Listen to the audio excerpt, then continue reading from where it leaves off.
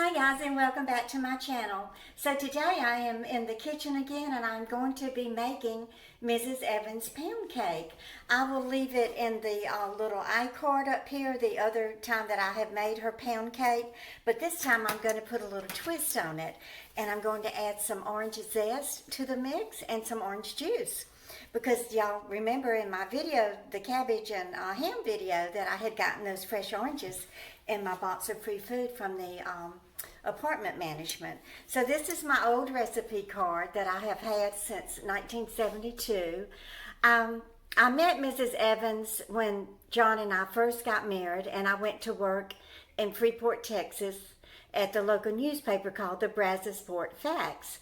And it gets its name from Brazos County there in that area. So I have some subscribers who still live near that area and even in Brazos County. One of my subscribers, when I had made Mrs. Evans' pound cake a couple of years ago, he left me an email and he said, Glenda, my father-in-law was the manager at the Brazos Fax, and he said that he hired you. And I remembered him. His name was Red Shelton. And so when he told his father-in-law about me, Red said, yeah, I remember her. She was married to John L. Sullivan. So I'm going to go ahead and get started on Mrs. Evans' pound cake. Now I'm only going to allow myself one piece, and then I'm going to vacuum seal. I'm going to slice the rest of the cake and vacuum seal it, and I may take a little bit of it over to Jill and Husani and the grandkids, because I am not going to blow my diet. I'm doing so well. I'm still just doing the 1 meal a day, so I do allow myself a little more carbs than normal, but I do try to stay under 30 carbs a day if possible. But, you know, it's the holidays, so why not splurge and enjoy life while we have it to enjoy. So let me get started. So I'm put 2 sticks of butter in here. I actually put them out overnight so that they could get softened. And they aren't really that soft because I don't use the heat in this part of my house. So they are still kind of hard. But I'm going to see if I can cream the butter. So I'm going to cream the butter with 1 3/4 cups of sugar. Now I've already measured my sugar just to make things go a little bit faster and easier. So it says to cream the butter first. So let me get my mixer going here, and we will get this butter creamed. It does call for either 5 or 6 eggs, and I'm going to use the 6 eggs. I do buy either large or medium eggs, so they aren't that big. So I'm going to pause you while I cream this butter. Okay, as you can see, the butter was not very soft, so it didn't cream that well. But as I add the sugar to it, it will work itself out of the beater. So to this, I'm going to gradually add my 1 3/4 cup of sugar.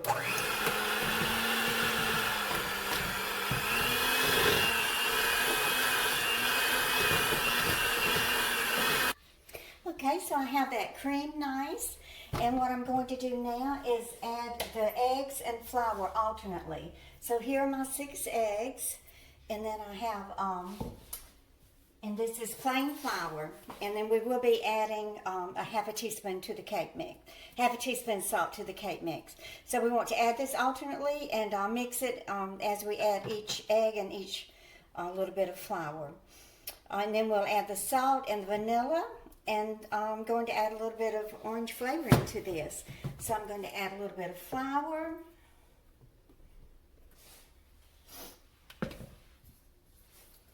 I'll try to get, 2 eggs. That's okay. So let me go ahead and get this blended up. It does make a big difference, so make sure you follow these directions and add it alternately. Okay, so I have it creamed up nicely.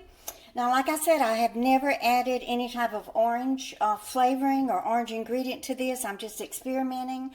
So I have zested an orange, and I'm going to start out with 1 teaspoon of the orange zest. I don't want it to be I don't want it to be bitter.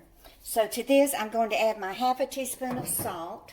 Oh, before I forget, make sure you grease a standard loaf pan and then set the oven to 350. So let me add my 1/2 teaspoon of salt. Is it 1/2? Yeah, 1/2 teaspoon of salt. I better put my glasses on so I can read what this says. But that's 1 teaspoon. I thought it looked too big. 1/2 teaspoon salt. Oops, a little bit too much. Y'all, I love these cooks on YouTube that just measured in their hand. I'm not that that exact. And then I went ahead and squeezed some of the orange juice, and this is 1/4 of a cup of the orange juice. Now this is a very thick and moist and compact cake, so I don't want to overdo it with the orange additions.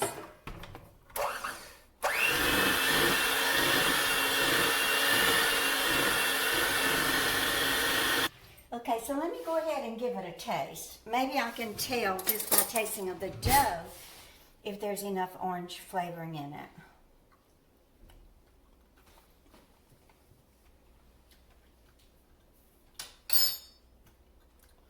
I can't taste the orange flavoring at all.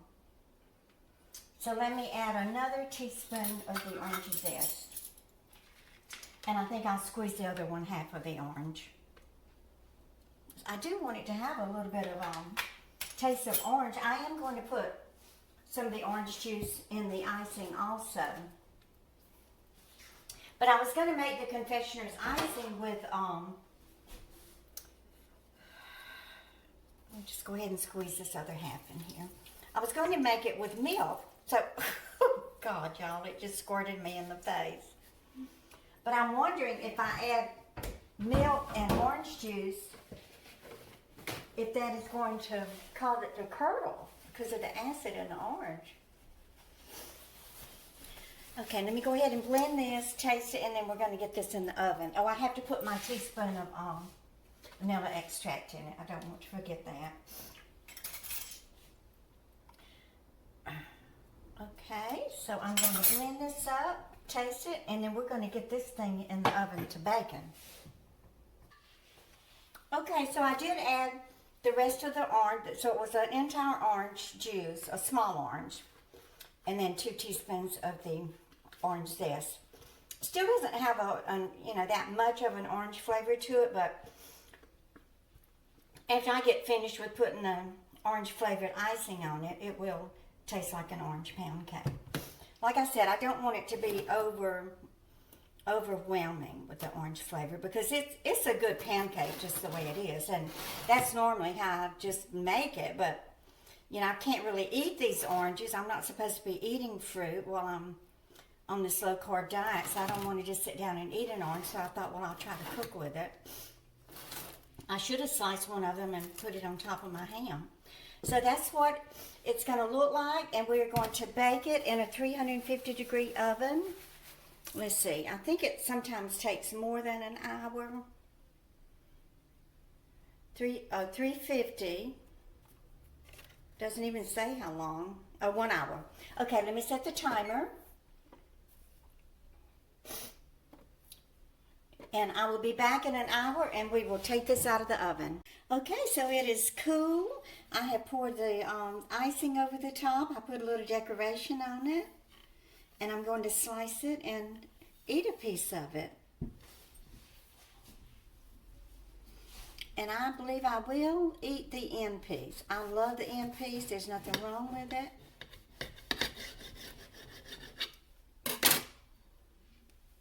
That's what it looks like on the inside.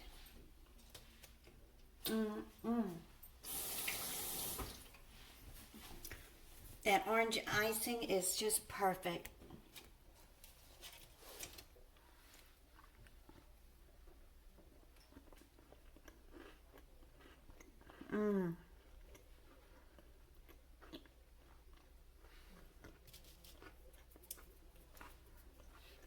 This is so good.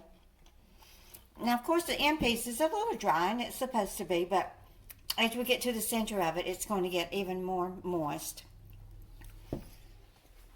So I hope that you will make Mrs. Evans' pound cake and add the little bit of orange touches to it.